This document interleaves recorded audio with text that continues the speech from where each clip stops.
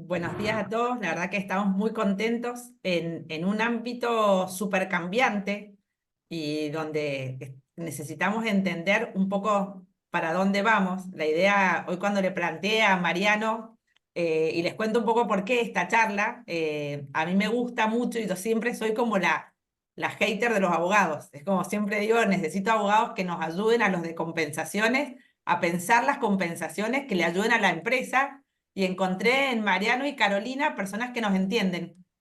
Entonces, también nos limitan, ¿no? No es que a todos nos dicen que sí, no, eso tampoco, pero que nos entienden, que entienden desde el concepto de che, qué piensa la empresa, y eso para mí es re interesante, y por eso lo convoqué, le pregunté a Mariano si me ayudaba con esta charla, para que podamos entender un poco más qué quedó el DNU, para dónde va un poco de la ley base, hacia dónde estamos yendo, que un poquito recién lo charlábamos. Para mí hoy es un limitante la falta de ese marco.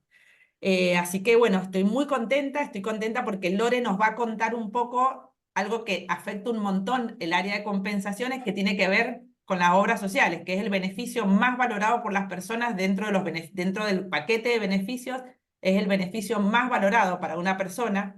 Nosotros hace 20 años que hacemos esta encuesta sobre cuál es el beneficio más valorado y se ha mantenido el tema de las prepagas, la obra social. Así que hablar de los dos aspectos tan fundamentales, estoy muy contenta hoy de poder hacer esta charla. Así que les agradezco a todos que estén hoy con nosotros y bueno, vamos a arrancar. Aparte de la convocatoria, estamos súper felices, así que muchas gracias a todos. Le doy la palabra a Mariano, arranca por ahí. Bueno, buenos días a todos, un gusto.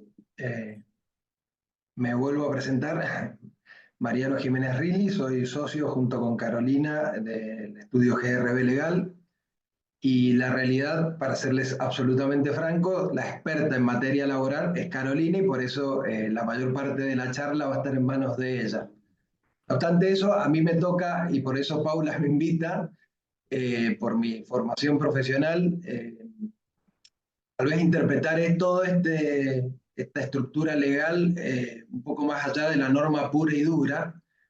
Y, y esa es la introducción que voy a tratar de transmitirles. A mí, más allá de mi especialidad, me gusta a veces definirme como un abogado clínico, como el médico clínico, el abogado clínico, que es el que analiza el cuadro con una visión un poquito más global, porque para la toma de decisiones en una empresa es fundamental justamente hacer una medición mucho más amplia de lo que dice la norma pura y dura, y también un análisis permanente de riesgos. Y ese es un poco nuestro rol y nuestro desafío a veces con nuestros clientes. Eh, Es muy importante que entendamos que todo esto se da en un marco o en un sistema donde, en un Estado de Derecho, donde existen jerarquías normativas, donde existe una división de poderes y donde todas las cosas o las decisiones que se adoptan a nivel gubernamental tienen una serie de procesos que tienen un impacto finalmente en las normas. Por eso vamos a repasar rápidamente dónde, un poco el título de esta exposición es ¿qué quedó del DNU? Bueno, un poco dónde está el DNU en este momento. Seguramente todas estas cosas ustedes las escucharon, las vieron, algunos las sabrán más, otros menos, pero vale la pena repasarla. Un poco el origen del DNU rápidamente, para no aburrirlos, tiene base constitucional que, como lo están leyendo ahí en el inciso 3 del artículo 99 de la Constitución Nacional, primero le aclara al Poder Ejecutivo que en ningún caso puede dictar leyes, obviamente, esto es el sistema de división de poderes, pero después le da esta posibilidad que en circunstancias excepcionales que hicieran imposible seguir los trámites ordinarios de tramitación de una ley, pueda dictar estos famosos decretos de necesidad y urgencia que tienen justamente, son equiparables a una ley desde el punto de vista de sus efectos, pero limitados o excluyendo ciertas materias, como es la materia penal, tributaria, electoral, etcétera, etcétera, y siempre que existan, que haya circunstancias excepcionales y que existan razones de necesidad y urgencia debidamente justificadas. Entonces, lo primero que tenemos que saber que es constitucionalmente el presidente está habilitado a dictar estos decretos, pero bajo circunstancias muy excepcionales. Pasemos a la otra, acá a la otra filmina. A la otra slide. Bien, nuevamente, y no trato de no aburrirlos con esto, pero necesito que entiendan el contexto, esa norma constitucional que se reduce en un artículo específico tiene una reglamentación, que es la ley esta 2622, que regula todo el trámite parlamentario. Rápidamente, para nuevamente insistir en no aburrirlos, sepamos que una vez que el presidente dicta este decreto, tiene que mandarlo a las cámaras, primero pasa por una comisión y después pasa a tratamiento de las dos cámaras. Lo que es más importante son estos dos artículos que le estoy proponiendo acá sobre la mesa, porque de alguna manera nos van a indicar dónde estamos parados, ¿no? Lo importante es que desde que se dictó el decreto que entró en vigencia, que fue el 29 de diciembre del 2023, el decreto tiene plena vigencia de conformidad con lo que establece el Código Civil. En realidad dice el artículo 2 del Código Civil, eso fue modificado, ahora es el artículo 5 del Código Civil.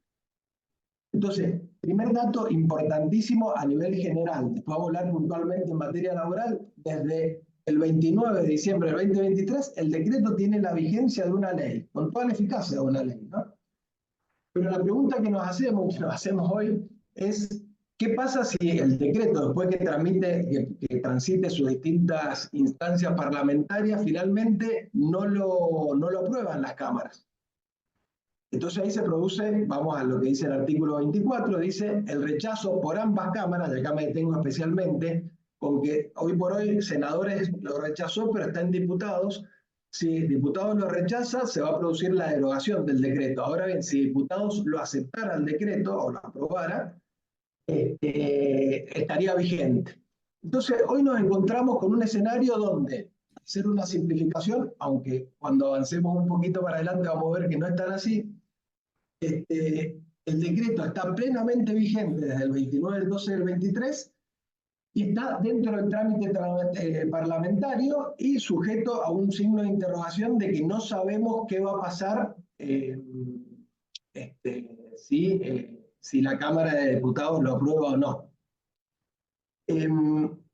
Claro, no se ve completa el artículo 24 porque dice algo que es muy importante. A ver si lo podés subir un poquito. Ahí voy. Ah, no, ahí me fui para atrás, perdón. Me fui para adelante. Explicamos un poquito. No, pasa que ahí, no sé si se lee, pasa que Déjalo ahí que se ve, lo van a ver.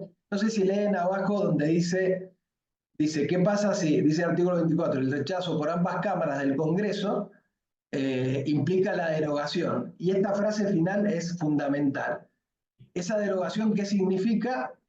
Bueno, ahora voy a explicar qué significa, pero dice, deja a salvo los derechos adquiridos durante la vigencia. Entonces acá podemos arribar a una primera conclusión. Estamos con un decreto plenamente vigente y por lo tanto las partes lo pueden aplicar. Ahora bien, si se deroga porque las cámaras no lo aprobaron, se produce el efecto de una derogación de una norma, pero quedan subsistentes los derechos adquiridos. Y acá empezamos o entramos en el escenario de incertidumbres. Avancemos un poquito más, Carlos. Bien, acá empiezan los escenarios de incertidumbres que se generan a partir de distintos planteos judiciales. Y acá me voy metiendo un poquito a lo que nos interesa en esta charla, que es qué pasa en lo que es el capítulo laboral del decreto, ¿no?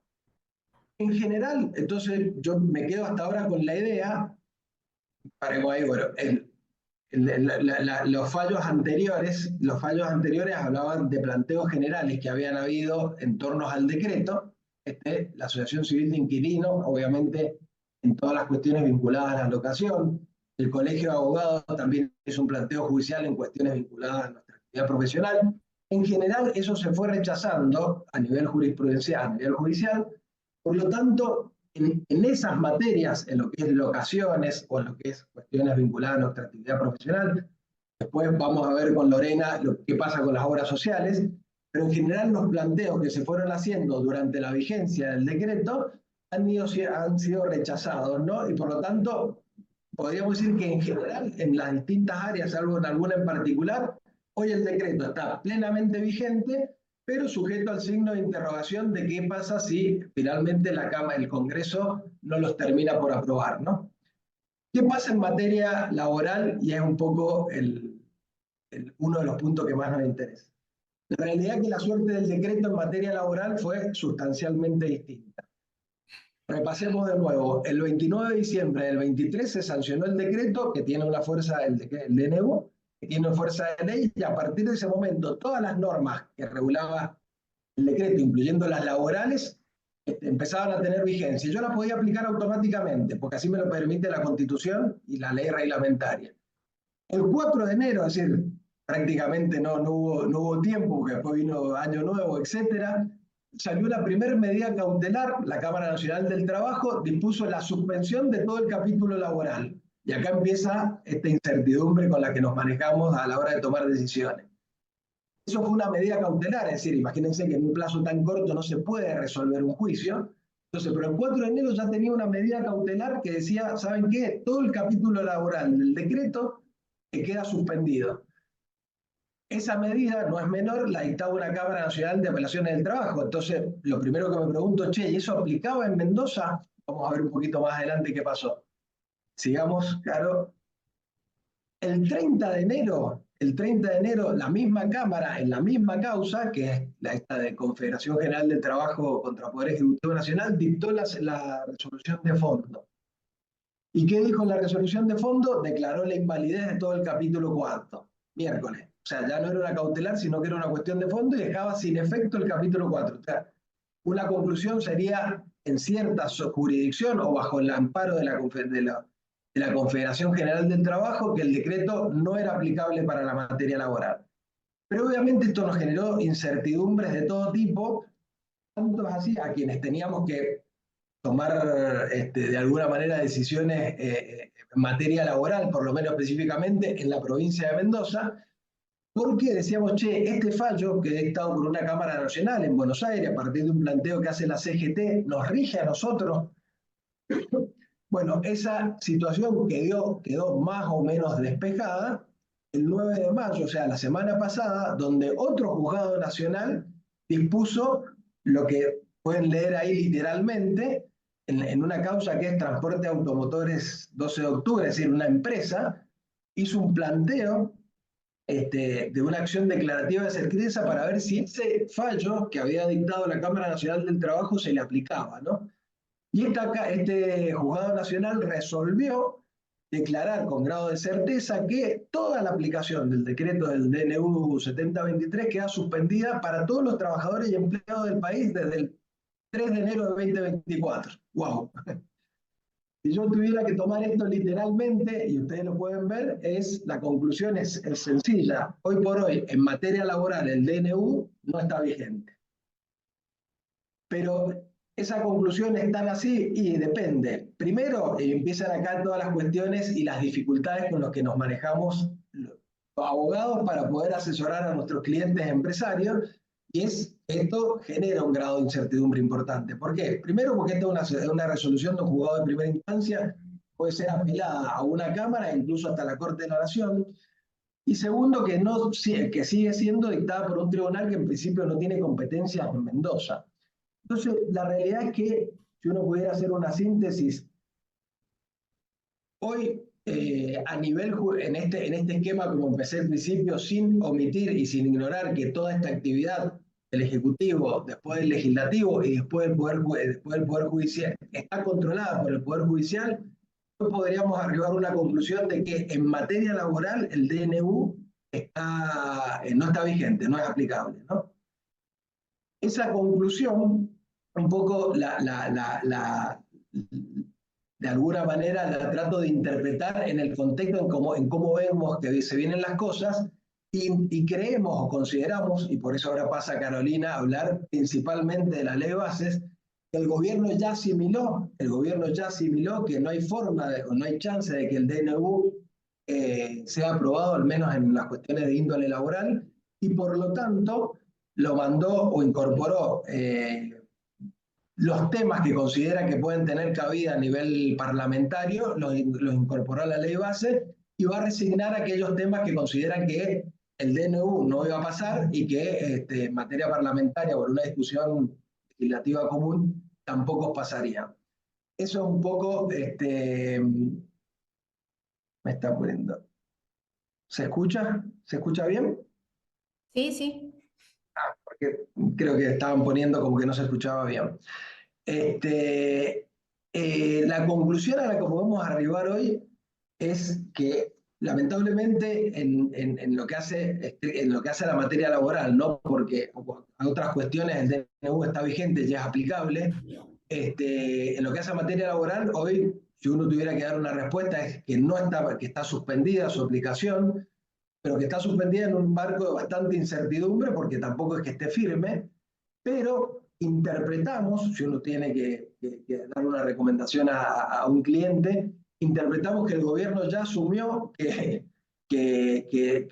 toda la regulación en materia laboral del DNU no va a tener cabida o aceptación, y por lo tanto incorporó a la ley bases, y ahora le concedo la palabra a Carolina, incorporó a la ley base todos aquellos puntos que considera que puede tener alguna aceptación a nivel legislativo y que creemos que finalmente es lo que va a quedar vigente, ¿no? Carolina, seguimos. Muchas Bien, gracias. bueno. Bueno, muchas gracias Mariano, y agradezco en primer lugar a Paula, Gonzalo y a todo el equipo de Gestión Capital por la invitación que han hecho a nuestro estudio para en el día de hoy exponer, y a todas las personas que han podido este ratito conectarse. Si bien esta primer parte de la charla que voy a hacer se refiere a un cambio, una novedad que introduce la nueva ley bases, que no trataba el DNU, porque el objeto en realidad de esta charla es justamente hablar de qué quedó del DNU.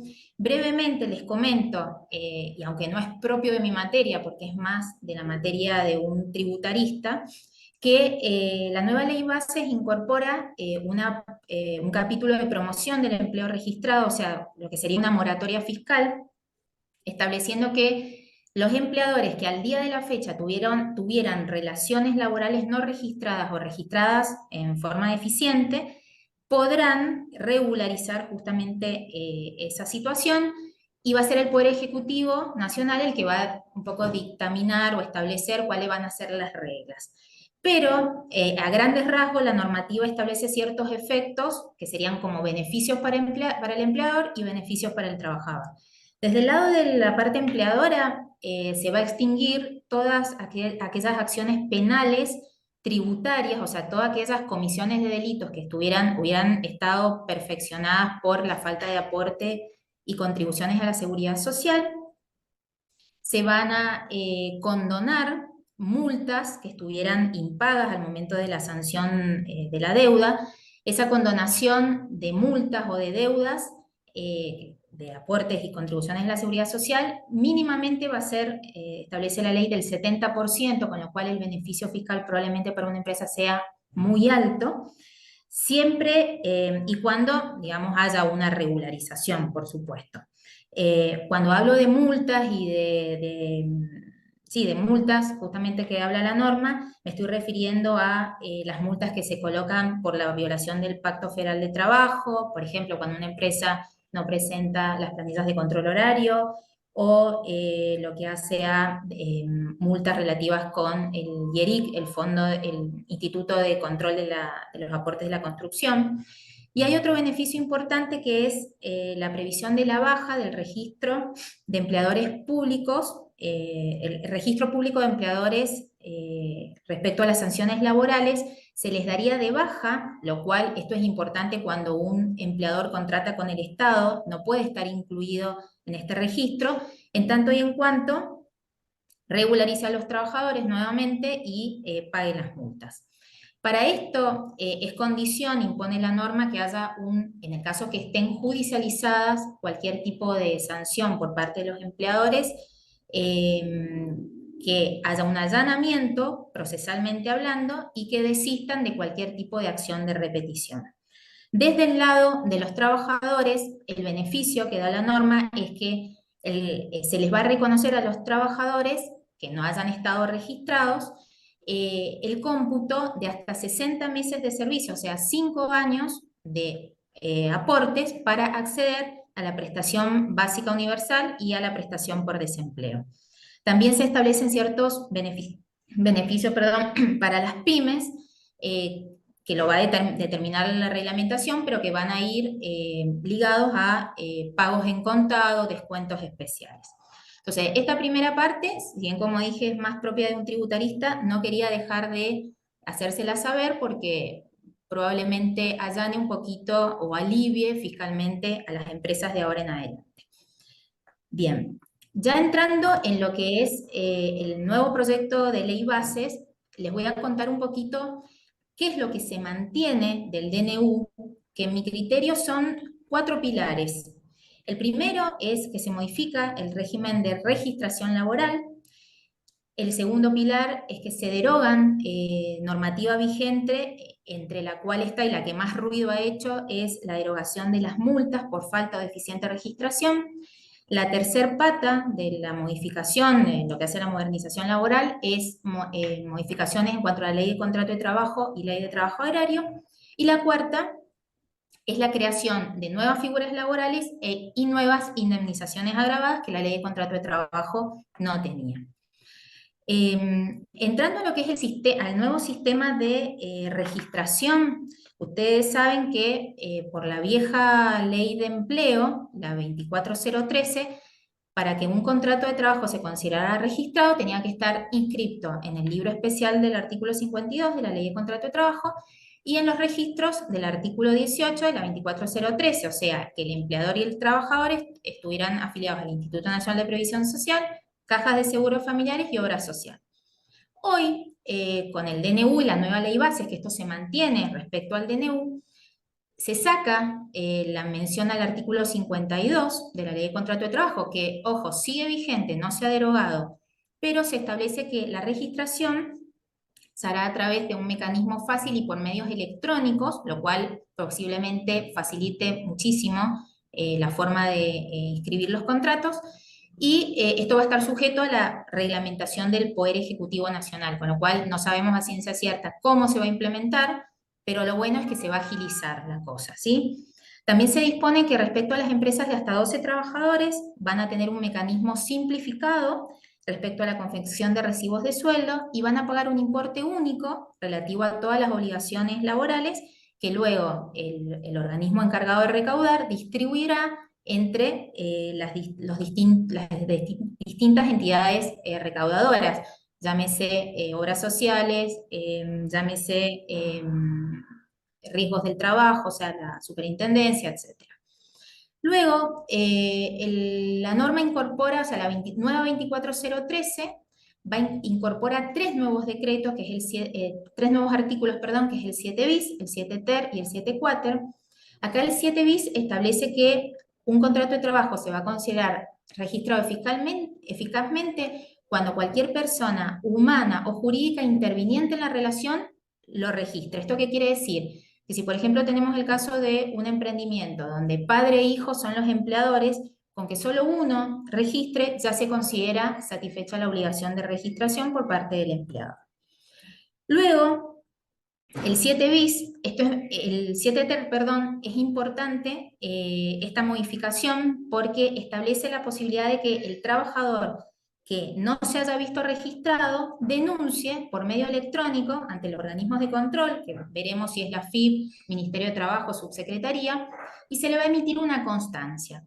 La norma habla de que esa emisión de la constancia para el trabajador va a ser a los fines del artículo 11. Yo ahí les pongo un signo de interrogación, porque la realidad es que el artículo 11 ha sido derogado por esta nueva ley base, con lo cual se puede considerar que ha sido un error involuntario y ya lo subsanarán en la ley final que salga, pero la realidad es que hoy el régimen que tenemos de que el trabajador, conforme el artículo 11 de la 24013, tiene que mandar el telegrama FIP para generar la imposición de las multas al empleador por falta de registración, desaparece. Entonces, esto de la constancia a los fines del artículo 11 probablemente haya sido un error de redacción.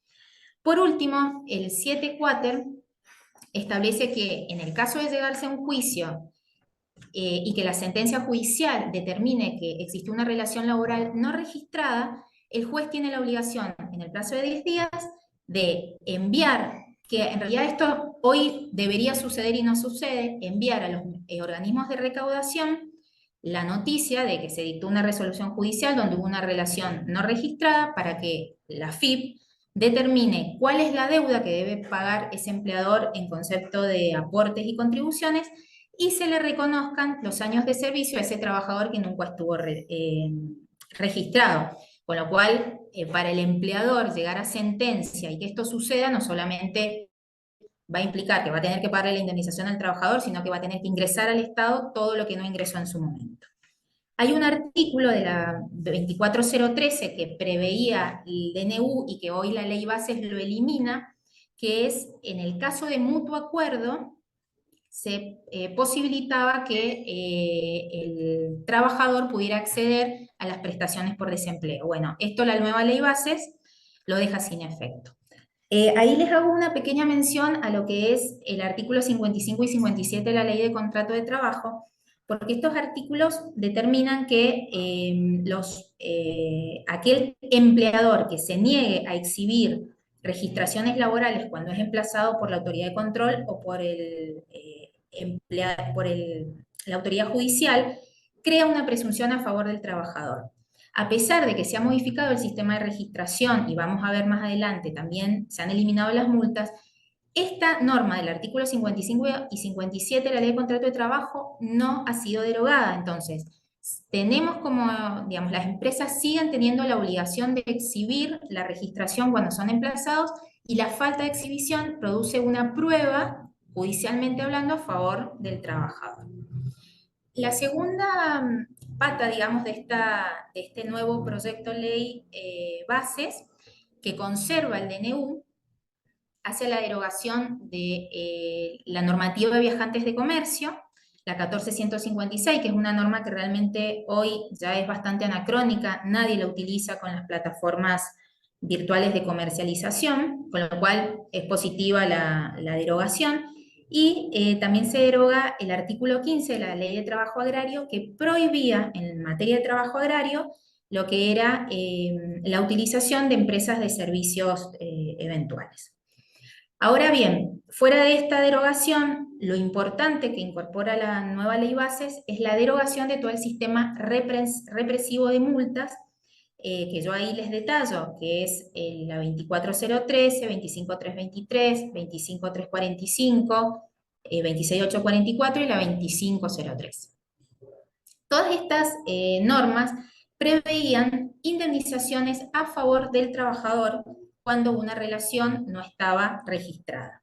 En el caso, por ejemplo, de la 24013, establecía los artículos 8 y 17 que el trabajador que estuviera directamente sin registración o que la registración hubiera sido deficiente por no estar en el bono de sueldo, correctamente registrada la remuneración o la fecha de ingreso, podía reclamar hasta un cuarto de todas las remuneraciones que no se le hubieran registrado en forma actualizada al empleador.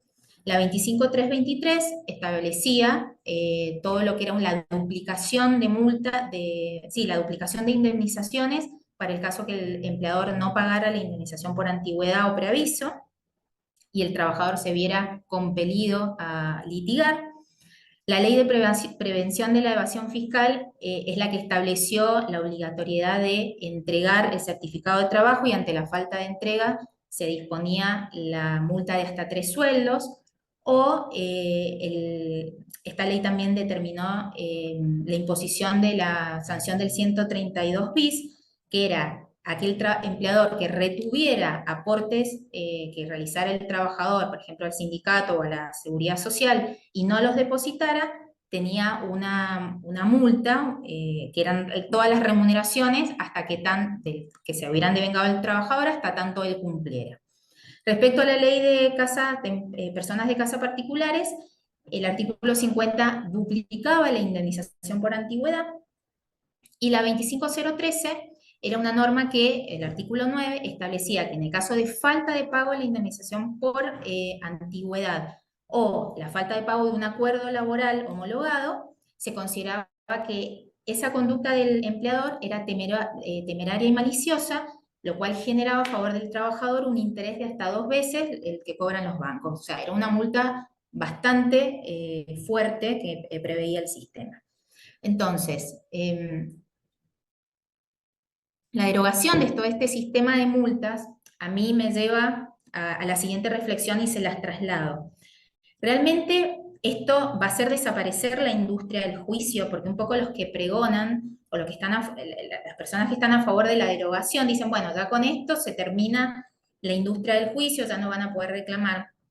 Bueno, es bastante relativa esa afirmación, porque juicio vamos a seguir teniendo en tanto siga vigente la obligación de registrar los contratos, que la está, como comenté recién, y en tanto siga vigente el 242, que es el que permite la ley de contrato de trabajo, que un trabajador se dé por despedido indirectamente ante la falta de registración. Sigue vigente con este nuevo proyecto el 245, o sea, se va a tener que seguir pagando la indemnización por antigüedad, con ciertas particularidades que ahora les voy a contar, y también sigue vigente el 275.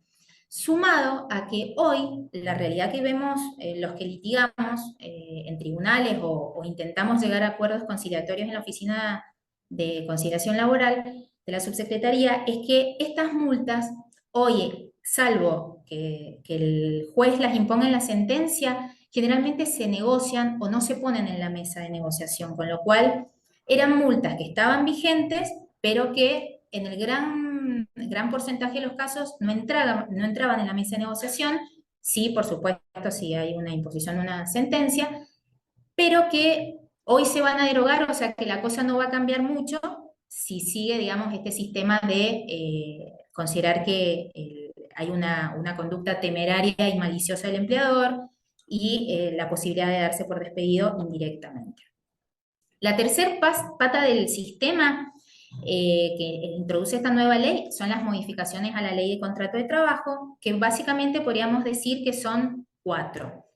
Una es la vinculada al periodo de prueba, que se extiende de 3 meses a 6 meses, o sea, lo que regula el 92 bis, con la posibilidad que por convenio colectivo, que acá recuerden que el convenio colectivo es un acuerdo al que llega el sindicato de mayor representación con el grupo empresario representante de la actividad, pudiendo esas dos partes ampliar hasta 8 meses el periodo de prueba, si son empresas que tienen entre 6 y 100 trabajadores, o hasta 1 año si son empresas de hasta 5 trabajadores.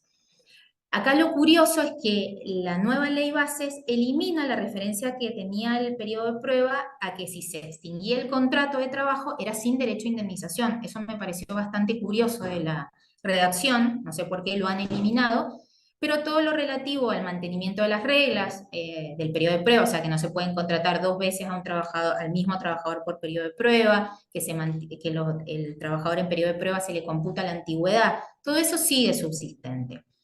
Hay una cuestión acá importante que tengan en cuenta, que esto podría eventualmente ser objeto de algún cuestionamiento judicial, porque la realidad es que podría contrariar lo que es el artículo 7 y 8 de la Ley de Contrato de Trabajo al establecer, ampliando el periodo de prueba, condiciones menos favorables que las que hoy tiene un trabajador, ¿sí? Esto es una inquietud que puede llegar a plantearse.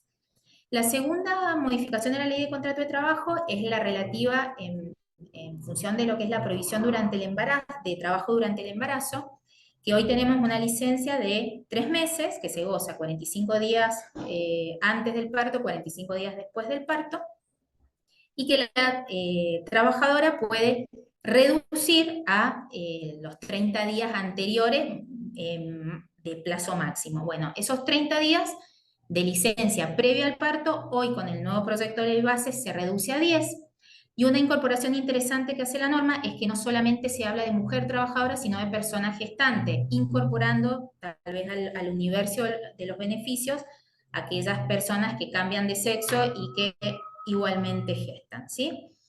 La tercera modificación es en lo relativo a la intermediación, al artículo 29, donde hay un cambio de paradigma. Acá las relaciones laborales pasan a estar en cabeza de la empresa que registra, o sea, de la que provee el personal y no de la empresa usuaria como establecía antes la ley de contrato de trabajo.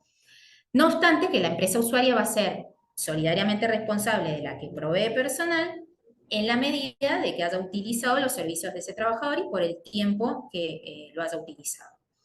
Y por último, bueno, hay una eliminación, el último párrafo relativo a las empresas de servicios eventuales se elimina, y hay una, subsiste, digamos, en cuanto a lo relativo a los contratistas e intermediarios, el 136 de la Ley de Contrato de Trabajo, que quienes asesoramos, acá con Mariano en el estudio asesoramos muchas empresas constructoras, hay una realidad de que una empresa constructora que tiene a cargo una obra, ya sea contratada por el Estado o por un privado, subcontrata también otras empresas para que provean esos servicios de ya sea colocar pisos, electricistas, gasistas. Entonces, este artículo le da la posibilidad tanto al dueño de la obra, al comitente, a retener lo que le tiene que pagar a ese subcontratista en el caso que el subcontratista no le pague a sus trabajadores los sueldos o las indemnizaciones, o no le pague o no ingrese a la seguridad social todos los pagos que tiene a su cargo.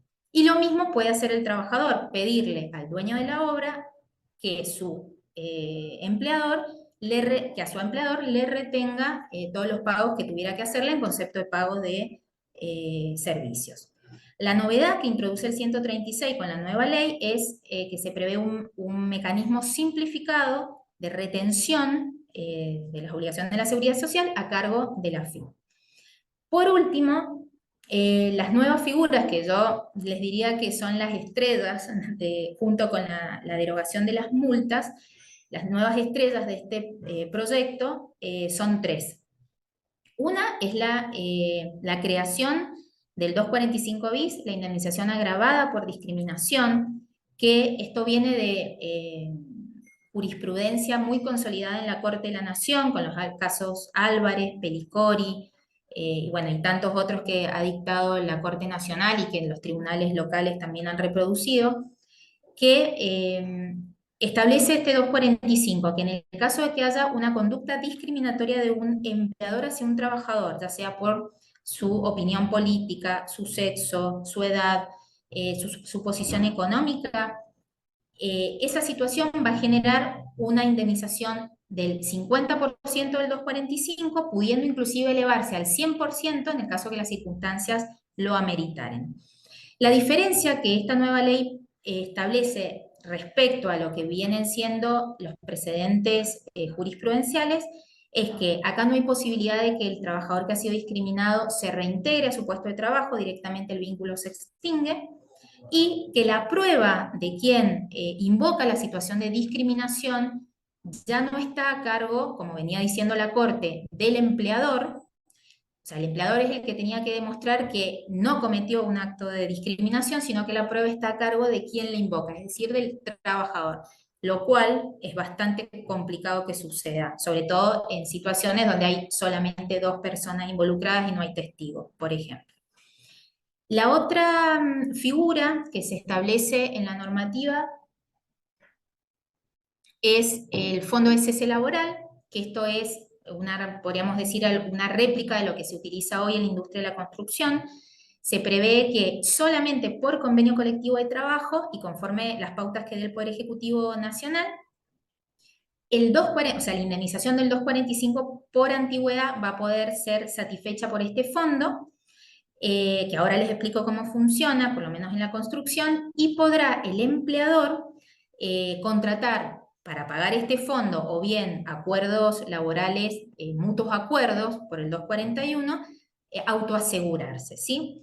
En la experiencia que nosotros tenemos asesorando empresas de la construcción, este mecanismo, ¿cómo funciona? Les cuento un poquito. El empleador tiene que depositar en una cuenta que se abre es una cuenta especial a nombre del trabajador en un banco, ¿sí? Esto se maneja por circulares del Banco Central, y tiene que depositar en el primer año de vigencia de la relación laboral el 12% del salario, y luego del segundo año el 8% del salario. O sea, no se toman en cuenta ni SAC ni horas extras, ¿sí?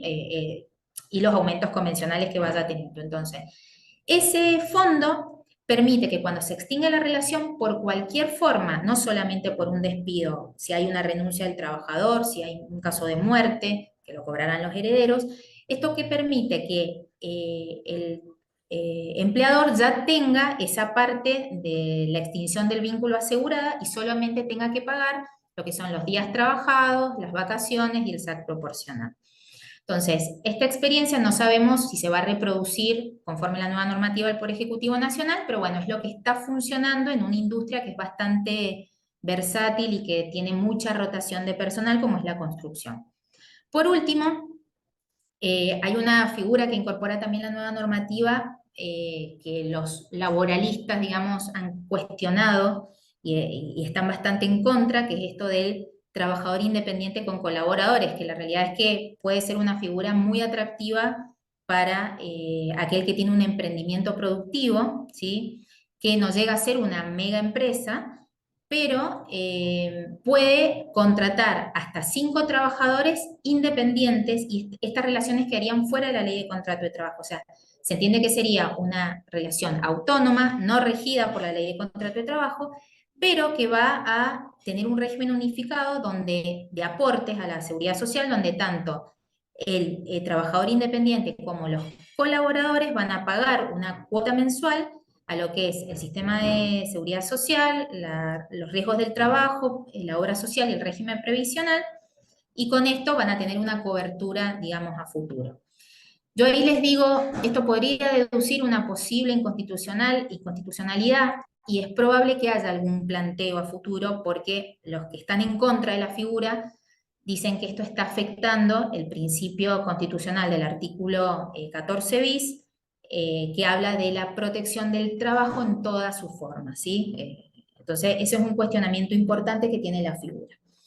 Ya para finalizar, ahí les he consignado cuáles son las regulaciones que quedaron fuera de la nueva ley bases, que en mi opinión implican un triunfo del sindicalismo argentino en la negociación, porque si ustedes ven, los cambios más disruptivos que planteaba la norma era la incorporación, por ejemplo, de la injuria grave como causal de despido en los casos de bloqueos o tomas de establecimiento, la eliminación de la posibilidad de ultraactividad de los convenios colectivos, o sea, obligando a los sindicatos que se tuvieran que sentar nuevamente a negociar las condiciones de contratación, la prohibición de que los sindicatos pudieran efectuar acciones relativas a bloqueo o obstrucciones de ingreso a las plantas de trabajo. También, ya saliendo de lo que es la parte sindical, se eliminaba la obligación de entregar el certificado del artículo 80, o se sacaba de lo que era el ámbito de la ley de contrato de trabajo a todas las contrataciones de obras o servicios, eliminando la presunción de existencia de relación laboral. Estas son algunas de las regulaciones que quedaron fuera, que posiblemente sean tratadas en una próxima instancia o no, no lo sabremos, pero bueno, es importante que lo tengan en cuenta. Muchas gracias a todos por su participación y bueno, luego si tienen alguna duda, las estaremos respondiendo.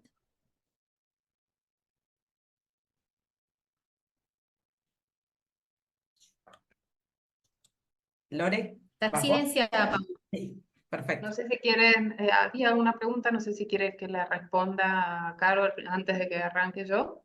Dale, mientras vos te vas preparando, Lore, le pasamos la Dale. pregunta a Caro. Bueno, ahí me... Dice, Sí, ahí me estoy metiendo a Ah. ver cuáles son las preguntas.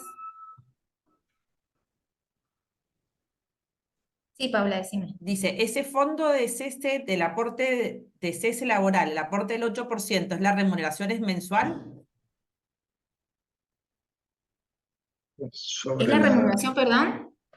Te pregunta si es si ese 8% es sobre la Legal. remuneración mensual. Claro, o sea, lo que comprende el aporte mensual, claro, es la remuneración mensual. Todos los meses el empleador tiene que tomar de la remuneración que percibe el trabajador el 8% y depositarla en una cuenta destinada a fin del fondo de cese laboral. ¿Sí? Perfecto. Que luego ese fondo se va a actualizar conforme hoy la tasa UVA. Entonces el trabajador dentro de 2 años, cuando se ha desvinculado, va a cobrar la suma de todos esos aportes que hace el empleador con una actualización, ¿sí? Bien, bárbaro, perfecto. Eh, Ahora, ¿vamos, Lore? Ahí. Bien. Bueno, gracias a Paula por convocarme acá.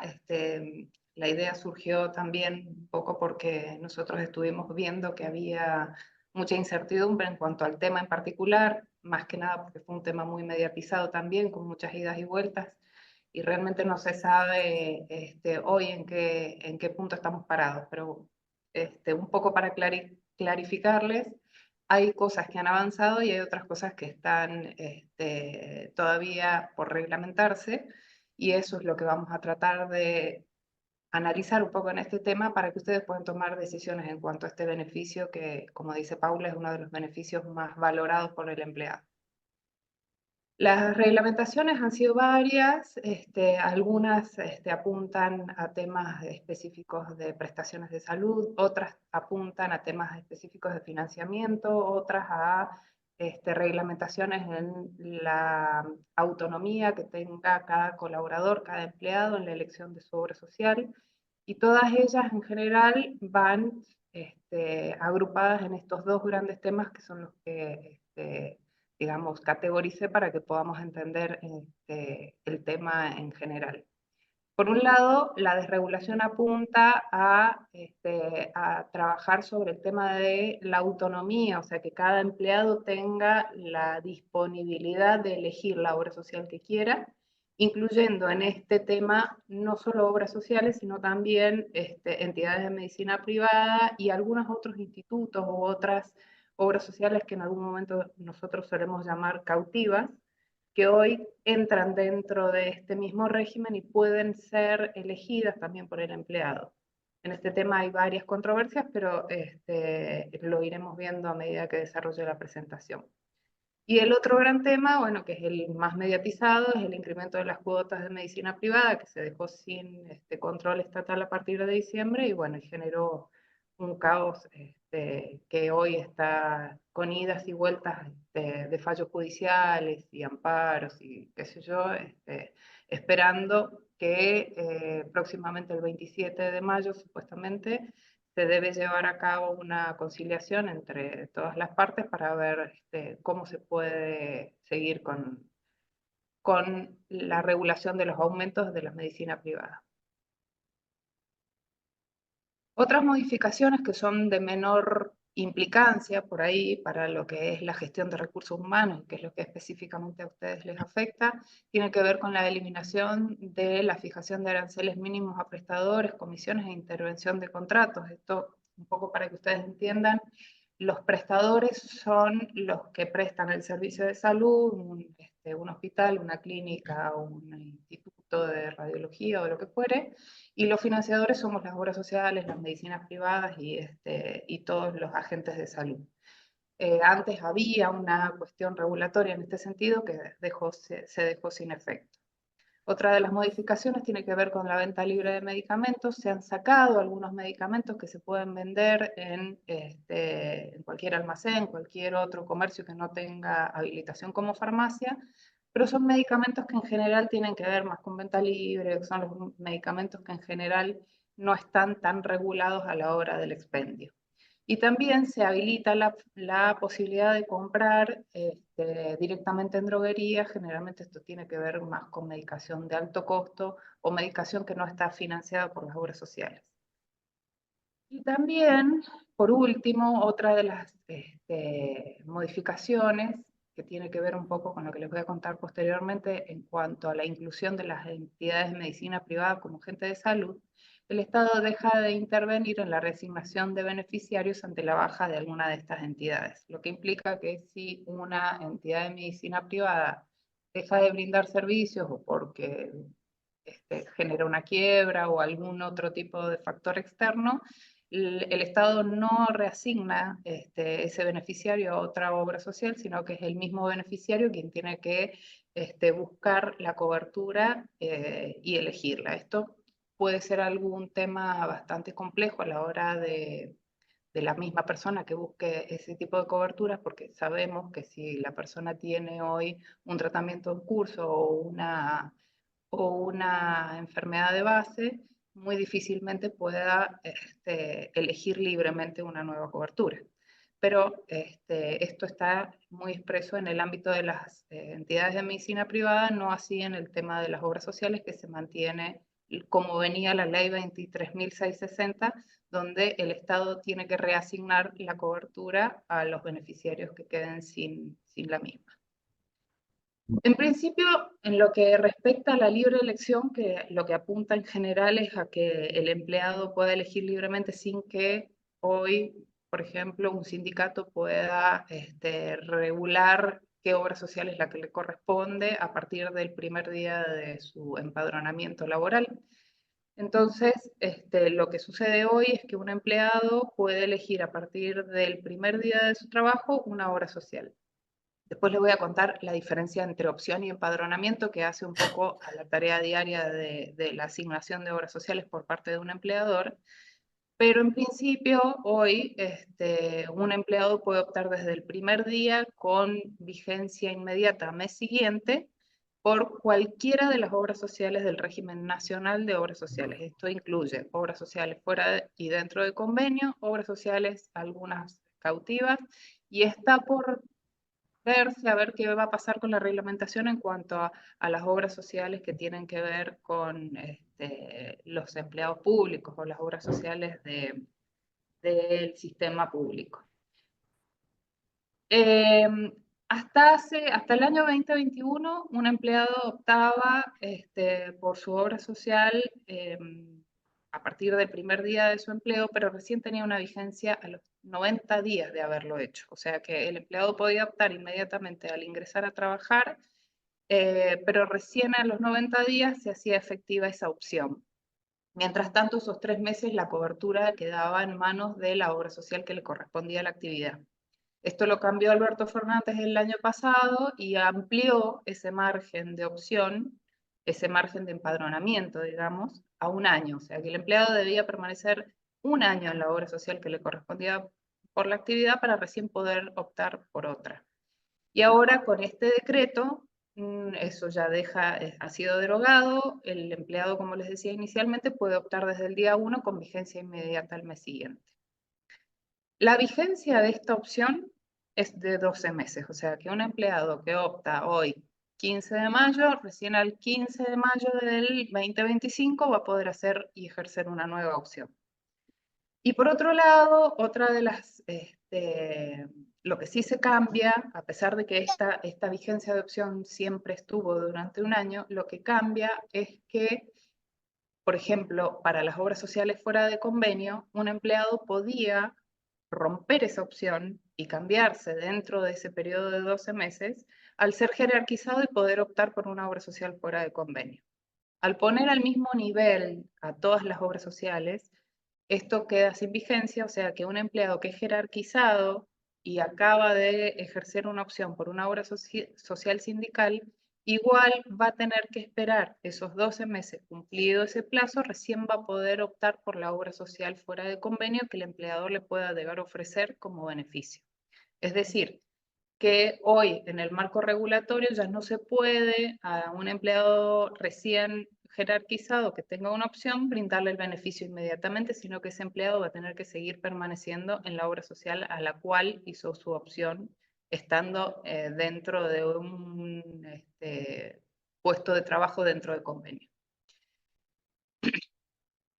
Lo que libera acá es la posibilidad de optar libremente entre obras sociales dentro y fuera de convenio, como les contaba recién, y entidades de medicina privada que deberán anotarse. O sea, las entidades de medicina privada hoy no pueden tomar aportes y contribuciones del empleador porque no tienen un número de registro que tenemos las obras sociales, ya sea dentro o fuera de convenio, que nos otorga la posibilidad de recaudar estos 2 ítems que el empleador aporta al 931, y la entidad de medicina privada hasta hace poco, como, digamos, como ente privado, no tenía esa potestad.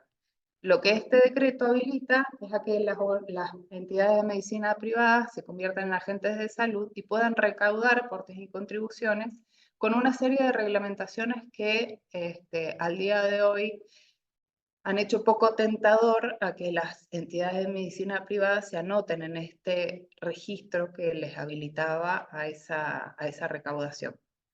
Pero bien, hoy el empleado, si existiese alguna entidad de medicina privada que se anota dentro de este régimen, puede optar y funcionaría en el mismo plano como una obra social, o sea, cumpliría los 12 meses. En realidad, para las entidades de medicina privada es probable que ese plazo de 12 meses no sea vigente.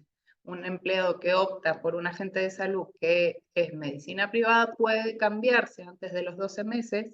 Esto tiene que ver también porque en general las entidades de medicina privada lo que hacen es ofrecer un plan superador que se supone que genera una facturación, una facturación extra, que es un contrato entre partes, por lo cual si esta persona de repente quisiera optar por no mantener ese contrato, tendría que poder hacerlo. En ese ámbito me parece que está digamos, el motivo por el cual dentro de una medicina privada sí se puede retirar una persona antes y no dentro de una obra social. Y también están las cautivas, que son algunas obras sociales que están dentro de regímenes de empresas particulares como Techin, que eran sistemas cerrados de cobertura, pero que, digamos, como que el espíritu de este decreto libera un poco y las pone toda a la par, así que eso es algo que una vez que se pueda reglamentar y que podamos tener más luz sobre esto, vamos a ver realmente cuál es la movilidad que tiene un empleado dentro de estos convenios entre empresas y obras sociales y cuáles realmente van a ser las que van a poder optar para movilizarse dentro de todo el régimen nacional de obras sociales. Algunos temas a tener en cuenta que tienen que ver con estas tres principales ámbitos de modificación que instó el decreto, y es esto que les comentaba entre libre elección versus empadronamiento.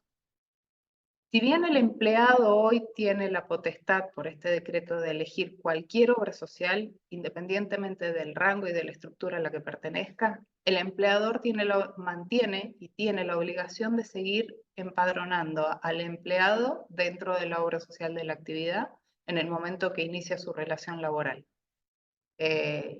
A menos que este empleado ya tenga una opción vigente, con lo cual, digamos, prevalece la opción que tiene vigente. Pero si el empleado no tiene una opción vigente, el empleador sí o sí tiene que colocarle el código de obra social que corresponde a la actividad, y si fuera de convenio, tendrá que colocarle un código de alguna obra social fuera de convenio. Inmediatamente el empleado puede optar en cuanto desea hacer ese cambio, pero para el empleador sigue rigiendo la misma obligación de aportar a las obras sociales que le corresponde según jerarquía. Después, este tema de las cautivas y los convenios que les comentaba, todavía no está muy reglamentado, no se sabe cuán flexible será la movilidad, porque incluso hay cuestiones que tienen que ver con cómo recaudan estas obras sociales cautivas. Por ejemplo, los institutos universitarios no aportan de la misma manera al 931. Algunos tienen ítems donde los sueldos por ahí son muy bajos y esos aportes no son los habituales del 931 en aportes y contribuciones. Entonces acá hay que ver algunos temas más puntuales que no vienen al caso. Y después, que le comentaba de la inscripción de los prepagos al régimen de agentes de salud, que es el nuevo RENAS, régimen nacional de agentes de seguro de salud, es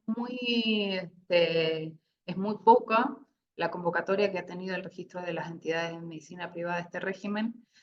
En principio por cuestiones impositivas, porque se les agrega un tributo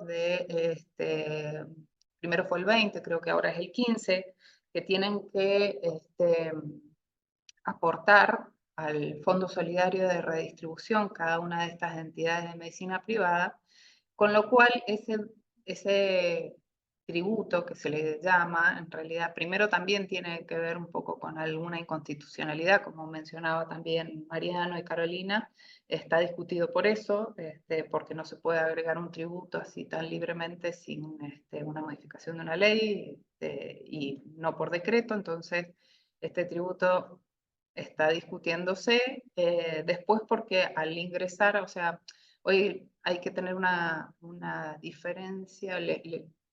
Las obras sociales en general no tienen fines de lucro y manejan fondos de terceros.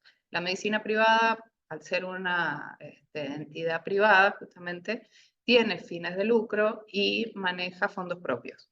Si las entidades de medicina privada se anotan en este régimen, empiezan a manejar fondos de terceros. Y acá es donde hay una reglamentación diferente que hoy las entidades de medicina privada no cumplen y no se sabe cuál va a ser la exigencia si se llegan a anotar. Mostrar sus balances, mostrar sus planes y sus cartillas anualmente, algunos temas que tienen que ver con dónde pueden hacer determinadas colocaciones de inversión o dónde pueden hacer sus depósitos bancarios, si son entidades públicas o entidades de bancos privados. O sea, todo esto está discutiéndose, por lo cual hoy la verdad que la tentación de la entidad de medicina privada de anotarse en el régimen no es mucha por el momento. Y más con lo que también mencionaban los chicos en cuanto a que todavía está discutiéndose el avance del decreto y anotarse para que después todo se revierta y no tener muy claro cuál va a ser el contexto legal, es bastante riesgoso. El escenario 2023 que nos encontró cuando llegó este decreto era los aumentos eran regulados, un PMO que venía cada vez más amplio, o sea que cada vez se agregaban más cosas al plan médico obligatorio, que es el marco mínimo de prestaciones básicas que debe brindar cualquier agente de salud. El deterioro de las prestaciones por los aumentos regulados de las entidades de medicina privada, se empezaron a agregar copagos, éxodo de cartilla de los médicos, cobros adicionales, que fueron los que ustedes, que hoy se mantienen inclusive, el congelamiento de los reintegros, o sea que los reintegros de todas las obras sociales y medicina privada fueron los mismos prácticamente durante todo el 2023, y en algunos casos corte de servicio de los principales conglomerados de médicos hacia las hacia las entidades de medicina privada.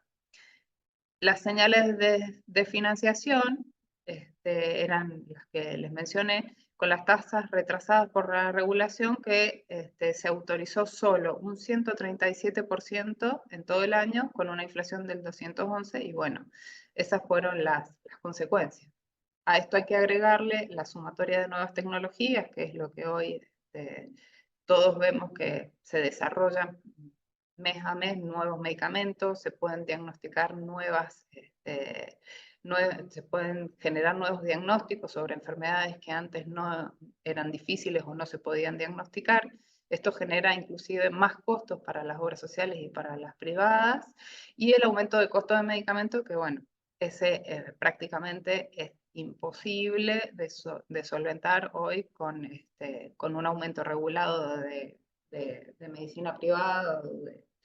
Entonces no quedó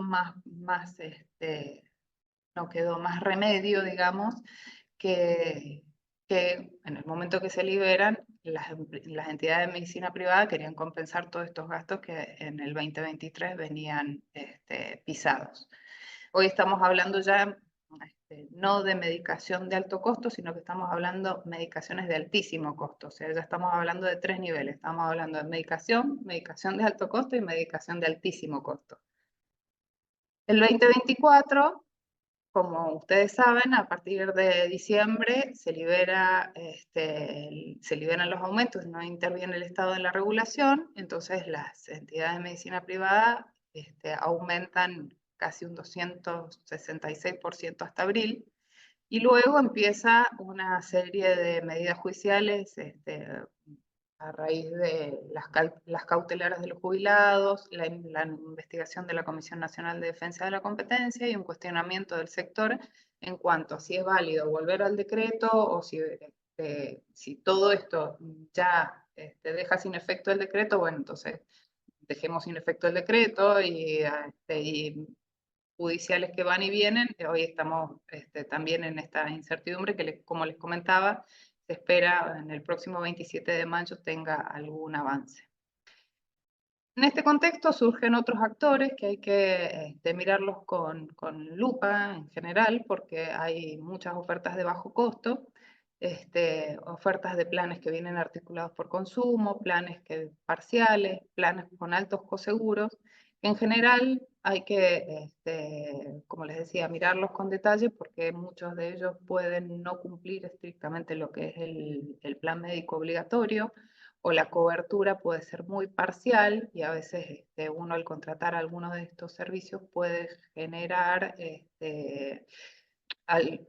digamos, mayores costos a futuro que por tratar de contratar alguna cuota de bajo costo termina siendo más perjudicial al mediano y largo plazo. El PMO todavía sigue sin discutirse, que es un tema también importante para hablar de financiamiento, porque si seguimos agregando coberturas al plan médico obligatorio, más la inflación de los medicamentos que no se controla, porque de hecho que en el decreto en principio había un ítem que quería provocar la libre competencia de medicamentos sin que un médico pudiera prescribir una marca, que fue lo primero que se sacó de este decreto. Entonces, si no regulamos un poco el tema de medicamentos, tampoco vamos a poder regular o sostener el sistema desde los costos de otras prestaciones. Y sin subir los valores es imposible. El Fondo Solidario de Redistribución hoy no cubre la demanda real. El Fondo Solidario de Redistribución, para los que por ahí no saben, es un fondo que se financia de una retención que se hace de un porcentaje sobre aportes y contribuciones que se hace desde el monotributo o desde empleado en relación de dependencia en el 931. Al monotributo se le descuenta de lo que aporta el monotributista a las obras sociales, se descuenta un 10%, y a los empleados de relación de dependencia se les descuenta un 15 y un 20 de lo que son aportes y contribuciones de obra social nada más, hacia el Fondo Solidario de Redistribución.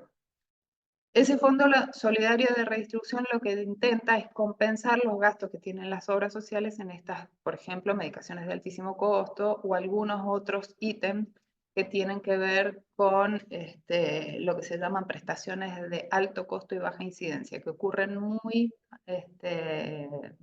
poco frecuentemente, pero que cuando ocurren son de un gasto que seguramente una obra social chica probablemente no pueda sustentar sin quedar desfinanciada.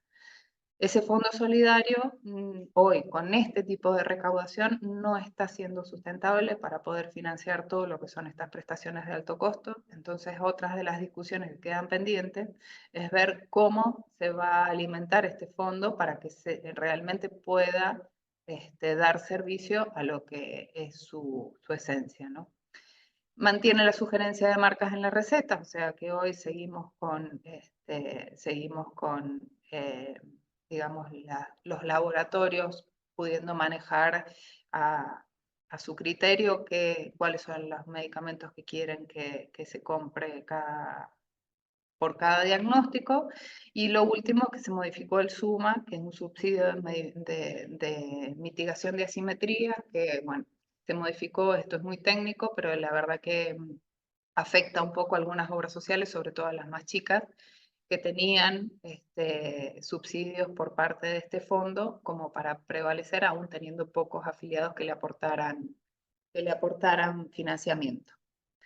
Bueno, hoy la verdad que estamos frente a un escenario bastante incierto.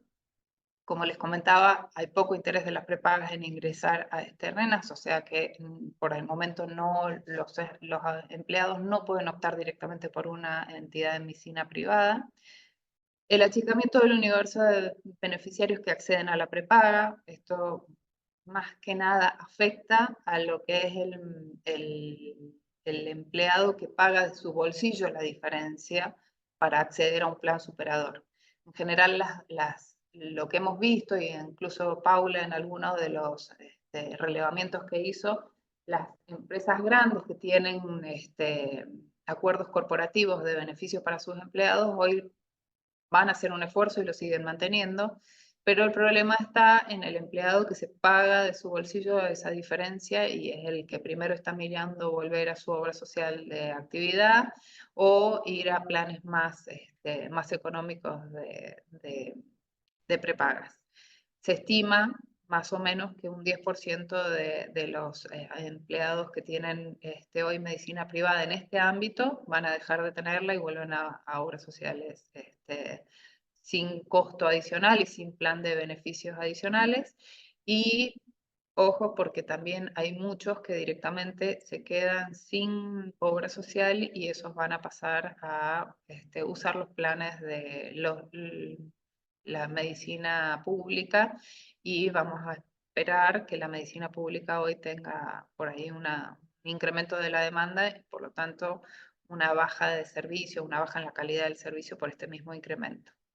Bueno, muchas de las privadas han sacado planes low cost para poder hacer frente a esta caída y como les comentaba, aparecen nuevos actores que hay que mirarlos con mucho detalle para que digamos, no pierdan calidad de servicio o que por lo menos se brinde lo mínimo indispensable. Muchas de las obras sociales frente a este tema judicial que hoy está muy mediatizado están corriendo graves riesgos, o sea que también hay que prestar atención a la hora de elegir algún cambio de que las entidades de medicina privada u obras sociales que están mirando tengan una solvencia suficiente como para darles continuidad a los tratamientos y a la cobertura mínima de PMO por lo menos.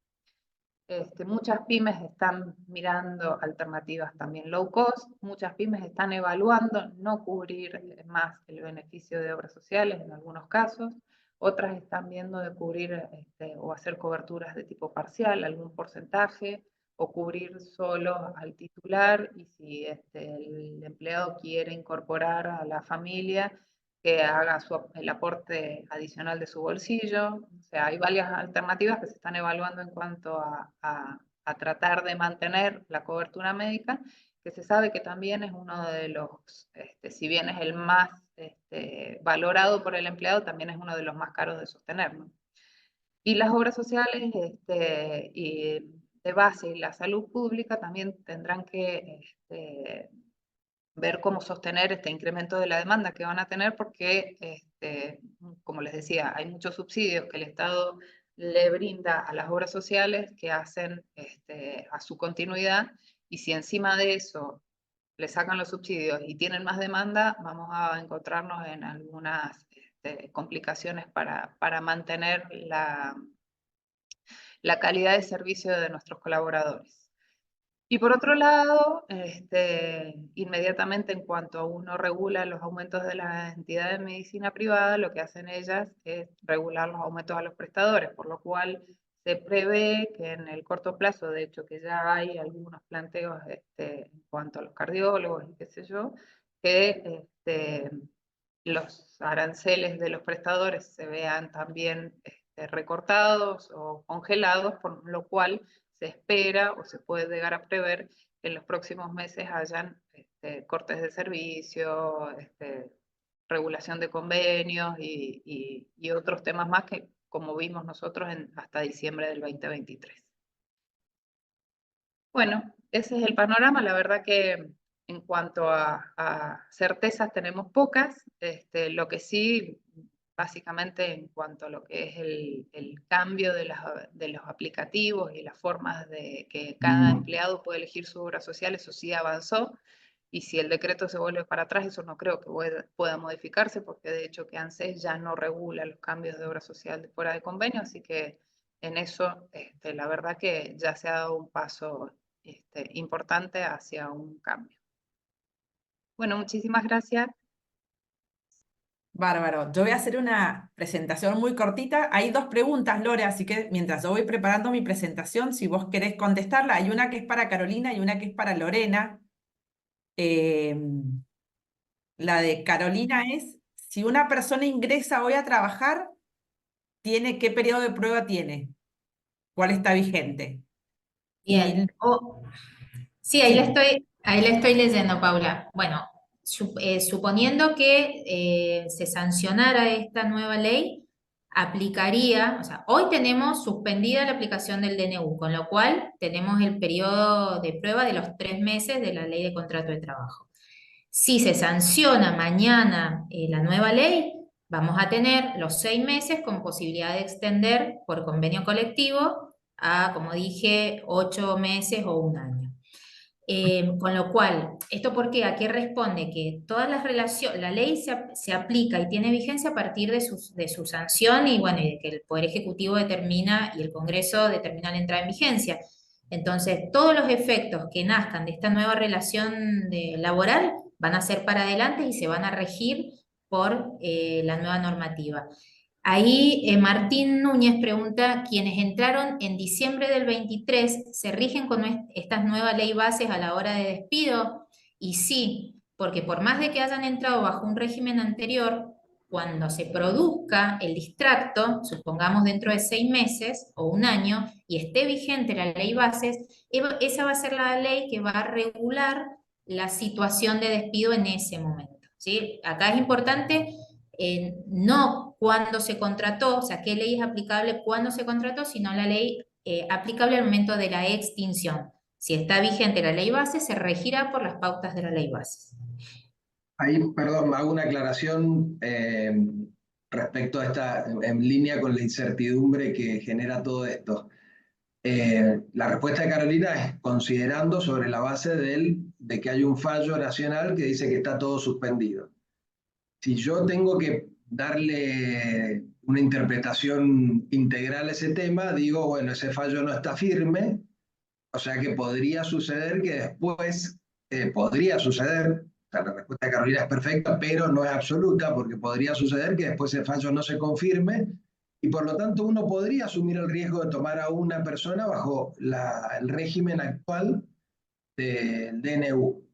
Aparece otra incertidumbre. Si el DNU se confirma, está todo bárbaro. Si el DNU finalmente las cámaras no lo confirman, ¿cuál es el efecto de esa no confirmación? Y ahí aparece nuevamente, para que vean que no es fácil nuestra actividad, la discusión de si produce efectos para el futuro o produce efectos retroactivos.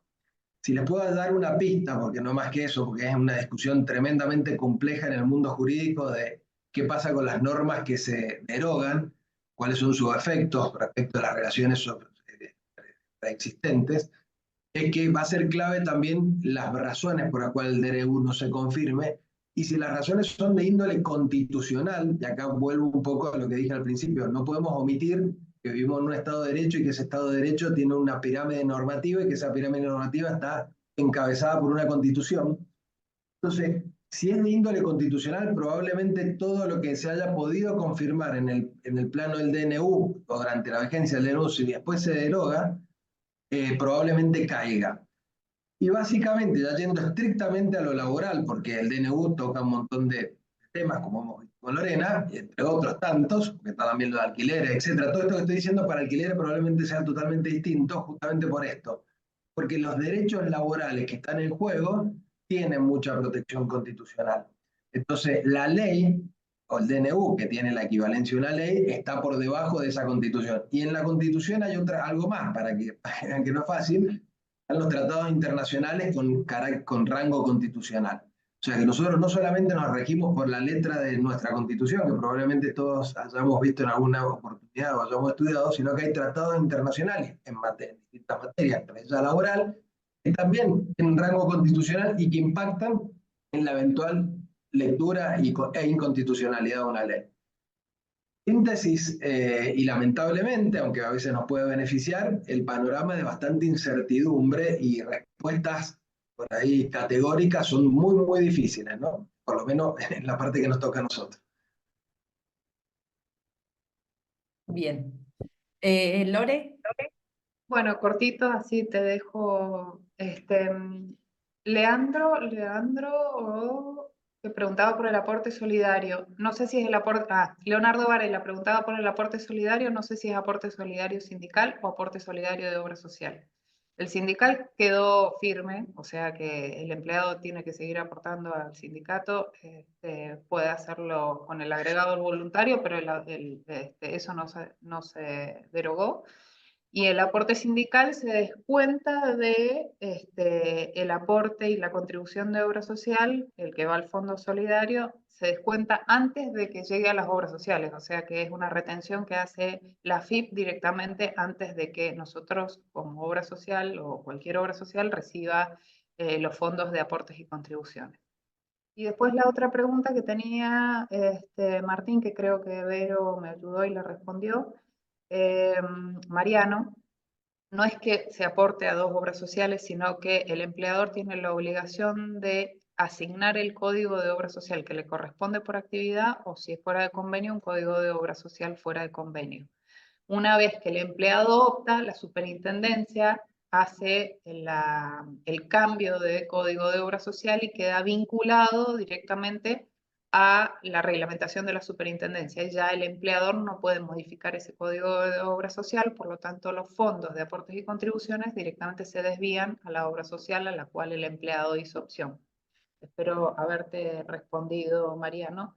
Y la pregunta de Pamela, que tenía que ver con el 5.3 y el 5.9, dejaron sin efecto porque esos son formularios que presentaban las obras sociales para hacer los cambios en el ámbito de ANSES.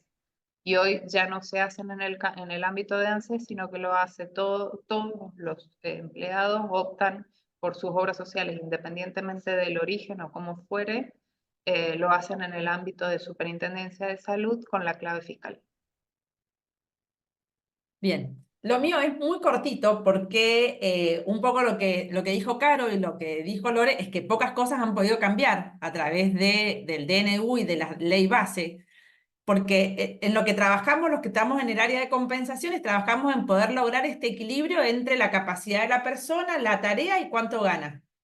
En ese equilibrio que necesitamos desarrollar para que no se produzcan estos tres aspectos que son los que hacen que una persona deje de trabajar, porque cuando una persona tiene una compensación, esto para mí es del libro de Elliot Jack, que para mí es una de las cosas del libro súper recomendable. Necesitamos siempre tener la compensación que sea justa a lo que se preparó esa persona y a la tarea que esa persona hace. Y lo que hoy nos está pasando es que trabajando en este grado de incertidumbre que nosotros ahora tenemos que dejar bastante quieto todo. Podemos tomar pocas decisiones.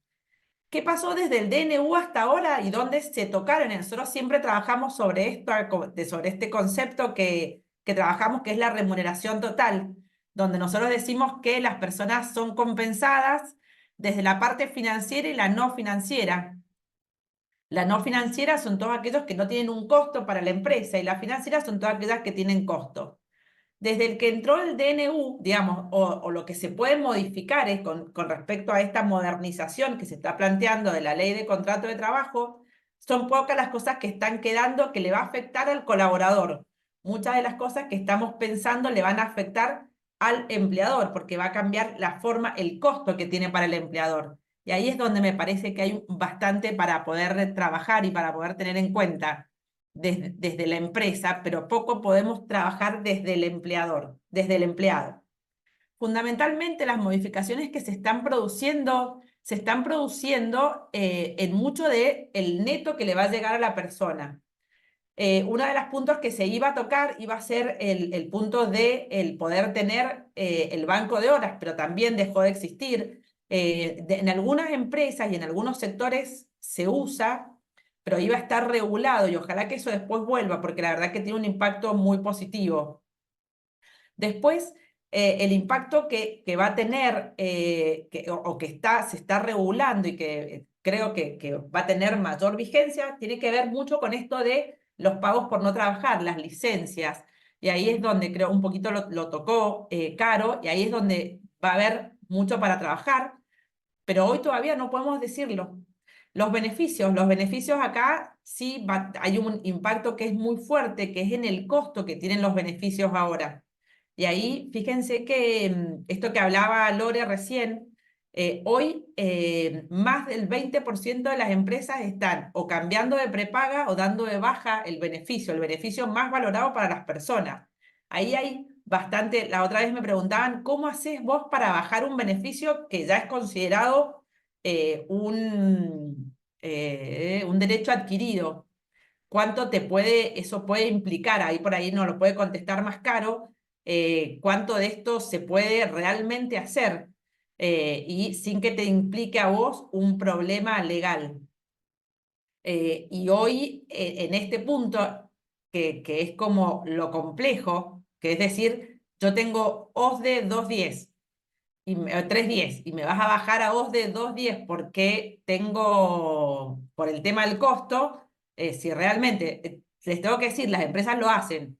Ahora, las implicancias legales que vaya a tener eso es donde hay un montón de variables y he escuchado distintas versiones. Pero esto se está haciendo y la otra que se está haciendo es que el costo que tiene el tener esa prepaga te lo reconoce. Para el trabajador lo reconoce la empresa, para el grupo familiar, a los hijos se los reconoce y a la esposa lo tiene que pagar el empleado, la esposa, esposo o el cónyuge, ¿no? No sé cómo decir, tiene que pagarlo la persona. Entonces, está impactando esta medida y esta desregulación y este aumento, en realidad lo que está impactando es el aumento que ha habido en las prepagas, en la remuneración neta, en lo que le queda al trabajador, que es un beneficio muy valorado, pero con un costo que está empezando el trabajador a ver ese costo cuánto tiene para él y en cuánto está impactando en la empresa. Con lo cual, hoy yo la corté un poquito la presentación de lo que les iba a hablar, fundamentalmente lo que hoy está, el beneficio y el impacto más fuerte que va a tener esta desregulación va a ser fundamentalmente en estos beneficios, en el tema de licencias, que si se regula o si se cambia, en el tema de los beneficios fundamentalmente de las prepagas, este costo de las prepagas, que hay que ver cómo lo van a sustentar, y el tema de alguna parte de la remuneración variable. A esto un poco se le une el tema de ganancias, que sería la vuelta al régimen de ganancias diferente y con pisos distintos. Entonces las empresas ya están empezando a pensar qué hacemos o cómo lo van a resolver el tema de ganancias, cuáles van a ser las variables que van a usar, porque si no se desregulan algunos beneficios y todos entran dentro de ganancia, este va a ser un problema porque lo que va a terminar afectando es la equidad interna. Recuerden que nosotros siempre decimos que cuando una persona toma decisiones de compensaciones, toma decisiones en función de tres aspectos: la equidad interna, la equidad externa y la sostenibilidad. Hoy la sostenibilidad de estos beneficios los está haciendo muy difíciles para las organizaciones, por eso se han tomado estas medidas. Y el tema del impacto de ganancia lo que va a romper es la equidad interna dentro de la organización. Eso lo que va a hacer es que pueden haber personas que dentro de una organización, un líder neto le va a quedar menos que lo que está ganando la persona que depende de él porque no está afectado por ganancias. Hay que ver cuál es la ley, cuál es la parte que termina quedando y cuáles son los números que terminan, desde cuáles empiezan a pagar ganancias, pero este va a ser uno de los impactos más fuertes en compensaciones porque va a romper la equidad interna dentro de la organización. Siendo las 2:30, he acortado bastante y yo estoy muy, muy contenta de esta charla que hemos podido dar. Increíble la participación que tuvimos y que nos acompañaron hasta último momento, siendo que nos extendimos bastante en lo que pensamos originariamente. Pero bueno, me parece que hemos podido cubrir un poquito todos los aspectos. Caro, Lore y Mariano, muchísimas gracias por su participación. Gonzalo. No sé si nos querés decir algo más. Sí, bueno, gracias Pau, Carolina, Mariano y Lore por todas las presentaciones. La verdad que agradecemos a todos los que se han conectado. En un momento tuvimos límite de participantes, lamentablemente los que han quedado sin poder participar del webinar estará disponible en nuestro canal de YouTube. Bien, por eso se ha grabado en el día de hoy. Les queremos agradecer nuevamente a todos. El material se lo estaremos enviando a aquellas personas que se pongan en contacto con nosotros vía mail, si no en la descripción del video lo podrán encontrar el link también, ¿sí? Y bueno, que esténse atentos a nuestros próximos webinars que serán en el mes de junio, julio, y bueno, ya finalmente en agosto será nuestro 14º foro de compensaciones y beneficios, será el 15 de agosto y estaremos transmitiendo desde la Arena Maipú. Así que bueno, en breve estaremos comunicando nuestro evento anual y bueno, agradecerles nuevamente a todos los disertantes y a todos los que han participado en nuestro webinar el día de hoy. Muchas Gracias. gracias a ustedes. Gracias a todos, saludos.